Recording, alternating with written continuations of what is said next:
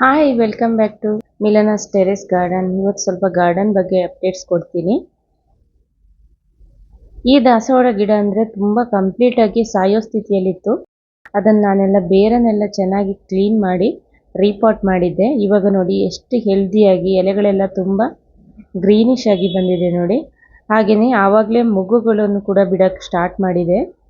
ಎಷ್ಟೊಂದು ಮೊಗ್ಗುಗಳು ಬಿಟ್ಕೊಂಡಿದೆ ನೋಡಿ. ಇದೊಂದು ಯುನಿಕ್ ಕಲರ್, ತುಂಬ ಚೆನ್ನಾಗಿದೆ. ಇದು red bright orange colour mix ಇದೆ, ತುಂಬ ಚೆನ್ನಾಗಿದೆ.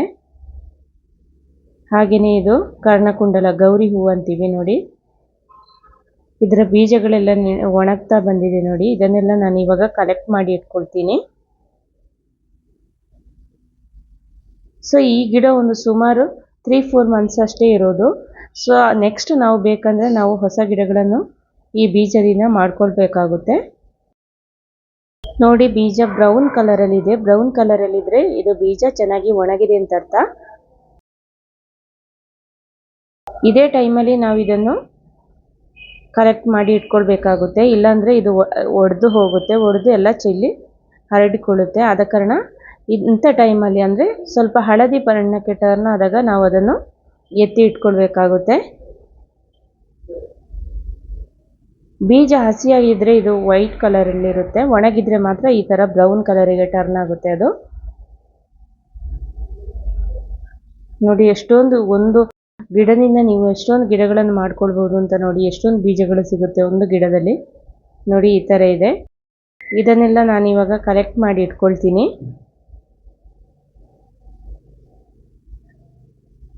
ಹಾಗೆಯೇ ಇದು ನೋಡಿ ರೆಡ್ ಕಲರ್ ಕರ್ಣಕುಂಡಲ. ಇದರ ಬೀಜ ನೋಡಿ ಇನ್ನೂ ಕೂಡ ಹಸಿಯಾಗಿದೆ. ಇದು ಕೂಡ ನೋಡಿ ಸ್ವಲ್ಪ ದಿವಸ ಬೇಕಾಗುತ್ತೆ. ನೆಕ್ಸ್ಟ್ ವೀಕಿಗಾಗುವಾಗ ಬೀಜ ರೆಡಿ ಆಗಬಹುದು ಅಂತ ಅಂದ್ಕೊಂಡಿದ್ದೀನಿ. ಹಾಗೆಯೇ ಈ ಪೀಚ್ ಕಲರ್ ಬಟನ್ ರೋಸಲ್ಲಿ ಹೂ ಬಿಡೋಕ್ಕೆ ಸ್ಟಾರ್ಟ್ ಆಗಿದೆ. ಎಲ್ಲ ಮೊಗ್ಗುಗಳು ನೋಡಿ ಇವಾಗ ಚೆನ್ನಾಗಿ ಬಿಡ್ತಾ ಇದೆ. ಇದೊಮ್ಮೆ ಬಿಡೋಕ್ಕೆ ಸ್ಟಾರ್ಟ್ ಆದರೆ ಎಲ್ಲ ಬಂಚಲ್ಲಿ ಆಗಿಬಿಡುತ್ತೆ. ಮತ್ತೆ ಪುನಃ ಒಂದು ಸ್ವಲ್ಪ ಟೈಮ್ ತಗೊಂಡು ಮತ್ತೆ ಪುನಃ ಸ್ಟಾರ್ಟ್ ಆಗುತ್ತೆ ಈ ಥರ ಹೂ ಬಿಡೋಕ್ಕೆ. ಇದು ಕೂಡ ಹಾಗೆಯೇ ವೈಟ್ ಕಲರ್ ಬಟನ್ ರೋಸ್, ಇದು ಕಟ್ಟಿಂಗಿಂದ ಗ್ರೋ ಮಾಡಿರುವಂಥದ್ದು. ಎಲ್ಲದರಲ್ಲೂ ಕೂಡ ಇವಾಗ ಚೆನ್ನಾಗಿ ಮೊಗ್ಗುಗಳು ಬಿಡ್ತಾ ಇದೆ. ಇದು ನೋಡಿ ಆರೆಂಜ್ ಕಲರ್ ರೋಸ್, ತುಂಬ ಚೆನ್ನಾಗಿದೆ ಇದು. ಹಾಗೆಯೇ ಸೈಜ್ ಕೂಡ ಹಾಗೆಯೇ ತುಂಬ ದೊಡ್ಡದು. ಚಿಗುರು ಕೂಡ ಬಿಡ್ತಾ ಇದೆ ನೋಡಿ ಅಲ್ಲಲ್ಲಿ. ಗಿಡ ಕೂಡ ತುಂಬ ಹೆಲ್ದಿಯಾಗಿದೆ. ಈ ಗಿಡದಲ್ಲಿ 2 ಕಲರ್ ಹೂವಾಗುತ್ತೆ, ನೀವು ಲಾಸ್ಟ್ ವ್ಲಾಗಲ್ಲಿ ಕೂಡ ನೋಡಿರ್ಬೋದು. ಇವಾಗ ಆಗಿರುವಂಥ ಹೂಗಳೆಲ್ಲ ರೆಡ್ ಕಲರ್ ಇದ್ದು, ಹಾಗೆಯೇ ಒಂದು ಬಡ್ ಬಿಟ್ಟಿದೆ ನೋಡಿ. ಇದು ಆರೆಂಜ್ ಕಲರ್ ಇದೆ ಕೆಳಗಡೆ ನೋಡಿ, ಇದು ಆರೆಂಜ್ ಕಲರಲ್ಲಿದೆ. ಇದು ಆನಿಯನ್ ಕಲರ್ ಗುಲಾಬಿ ಹೂವಿನ ಗಿಡ. ಇದರ ಎಲೆ ಯಾವತ್ತೂ ಇದೇ ಥರ ಇರುತ್ತೆ, ಒಂಥರ ಯೆಲ್ಲೋಯಿಶ್ ಆಗಿ. ಇದು ಯಾಕಂದರೆ ಫೋಟೋಸಿಂಥಸಿಸ್ ಕರೆಕ್ಟಾಗಿ ಆಗಿಲ್ಲ ಅಂದರೆ ಎಲೆಗಳ ಬಣ್ಣ ಈ ಥರ ಚೇಂಜ್ ಆಗುತ್ತೆ. ಸೊ ಇದಕ್ಕೆ ನಾವು ಸ್ವಲ್ಪ ಎಪ್ಸಮ್ ಸಾಲ್ಟ್ ಮತ್ತು ಹಾಗೆಯೇ ಐರನ್ ಕಂಟೆಂಟ್ ಇದ್ದಂಥ ಏನಾದರೂ ನಾವು ಫರ್ಟಿಲೈಸರ್ ಕೊಟ್ಟರೆ ಸ್ವಲ್ಪ ಚೆನ್ನಾಗಿ ತಕ್ಕ ಮಟ್ಟಿಗೆ ಸರಿಯಾಗುತ್ತೆ. ಆದರೆ ಕಂಪ್ಲೀಟಾಗಿ ಸರಿ ಮಾಡೋಕ್ಕೆ ಸಾಧ್ಯನೇ ಇಲ್ಲ. ನಾನು ತುಂಬ ಟ್ರೈ ಮಾಡಿದ್ದೀನಿ. ಇವಾಗ ಎಪ್ಸಮ್ ಸಾಲ್ಟ್ ಕೂಡ ಕೊಟ್ಟಿದ್ದೀನಿ, ಆದರೂ ಚೆನ್ನಾಗಿ ಬಂದಿಲ್ಲ ಅದು. ಇದು ನೋಡಿ ಯೆಲ್ಲೋ ಕಲರ್ ರೋಸ್. ಇದು ಇದರ ಎಲೆಗಳನ್ನೆಲ್ಲ ಹಣ್ಣಾಗಿತ್ತು, ಎಲ್ಲ ತೆಗೆದುಬಿಟ್ಟಿದೆ. ಇವಾಗ ಅರಳಿ ಹೊಸ ಮೊಗ್ಗುಗಳು ಬಿಡ್ತಾ ಇದೆ. ಇದು ನಿತ್ಯ ಪುಷ್ಪ ಗಿಡ. ನಿತ್ಯ ಪುಷ್ಪ ಗಿಡದಲ್ಲಿ ಯಾವಾಗಲೂ ಹೂ ಇರುತ್ತೆ.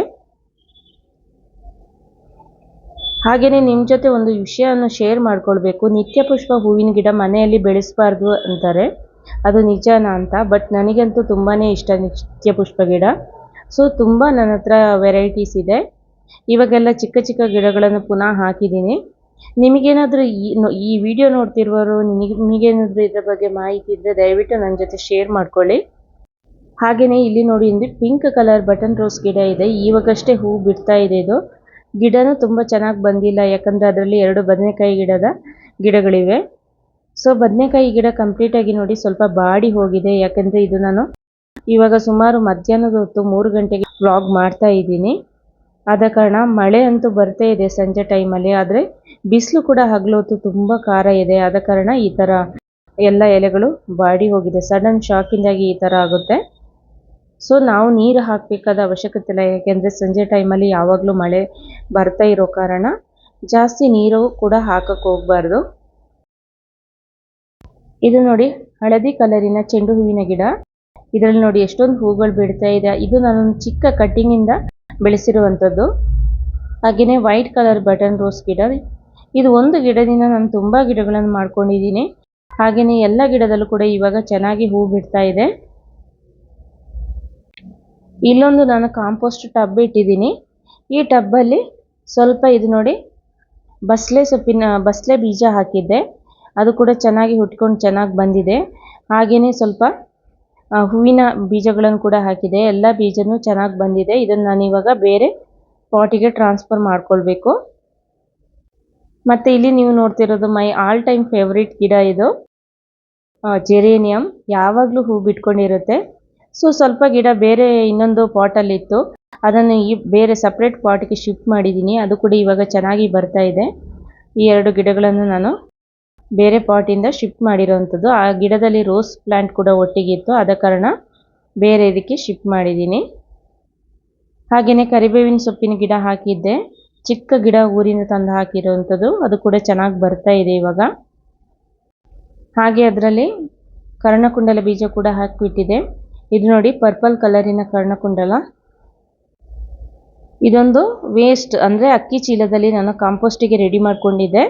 ಅದನ್ನೆಲ್ಲ ಕ್ಲೋಸ್ ಮಾಡಿ ಅದರ ಮೇಲೆ ನೋಡಿ ಇದು ಚೆರಿ ಟೊಮೆಟೊ ಗಿಡ ಹಾಕಿದ್ದೆ. ಅದು ಕೂಡ ಎಲ್ಲ ಚೆನ್ನಾಗಿ ಬರ್ತಾ ಇದೆ. ಒಂದಷ್ಟು ವೇಸ್ಟ್ ಗಿಡಗಳು ಕೂಡ ಇದೆ ಇದರಲ್ಲಿ. ಇದು ನೋಡಿ ಇನ್ನೊಂದು ಕಾಂಪೋಸ್ಟ್ಗೆ ಅಂತ ರೆಡಿ ಮಾಡಿ ಇಟ್ಕೊಂಡಿದ್ದೀನಿ. ಆಗ್ತಾ ಇದೆ. ಇದೆಲ್ಲ ಫುಲ್ ಆದಮೇಲೆ ಒಂದು ಲೇಯರ್ ಮಣ್ಣು ಹಾಕಿಬಿಟ್ಟು ಚೆನ್ನಾಗಿ ಕ್ಲೋಸ್ ಮಾಡಿ ಇಟ್ಬಿಡ್ತೀನಿ. ಹಾಗೆಯೇ ಹರವೆ ಸೊಪ್ಪಿನ ಗಿಡ ಇದೆ. ಏನಂದರೆ ಕರೆಕ್ಟ್ ಟೈಮಲ್ಲಿ ನಾನು ಹಾರ್ವೆಸ್ಟ್ ಮಾಡದ ಕಾರಣ ಎಲ್ಲ ಹುಳಗಳು ಬಿದ್ದು ಹಾಳಾಗಿ ಹೋಗಿದೆ. ಸೊ ಅದನ್ನು ಹಾಗೆ ಬಿಟ್ಟಿದ್ದೀನಿ. ಸೊ ಇದರ ಬೀಜ ಚೆನ್ನಾಗಿ ಒಣಗಿದ ಮೇಲೆ ಅದನ್ನು ಎತ್ತಿಟ್ಕೊಂಡು ನಾವು ಪುನಃ ಈ ಥರ ಕಾಂಪೋಸ್ಟ್ ಇದಕ್ಕೆ ಹಾಕಿಬಿಟ್ಟು ಹೊಸ ಗಿಡಗಳನ್ನು ಮಾಡ್ಕೊಳ್ಬೋದು. ಅದಕ್ಕೋಸ್ಕರ ಹಾಗೆ ಬಿಟ್ಟಿದ್ದೀನಿ. ವಿಡಿಯೋ ಇಷ್ಟ ಆದರೆ ಲೈಕ್ ಮಾಡಿ, ಶೇರ್ ಮಾಡಿ, ಸಪೋರ್ಟ್ ಮಾಡಿ. ಸಿಗೋಣ ಹಾಗಾದರೆ ನೆಕ್ಸ್ಟ್ ವ್ಲಾಗಲ್ಲಿ. ಅಲ್ಲಿ ತನಕ ಬಾಯ್ ಬಾಯ್. Happy gardening.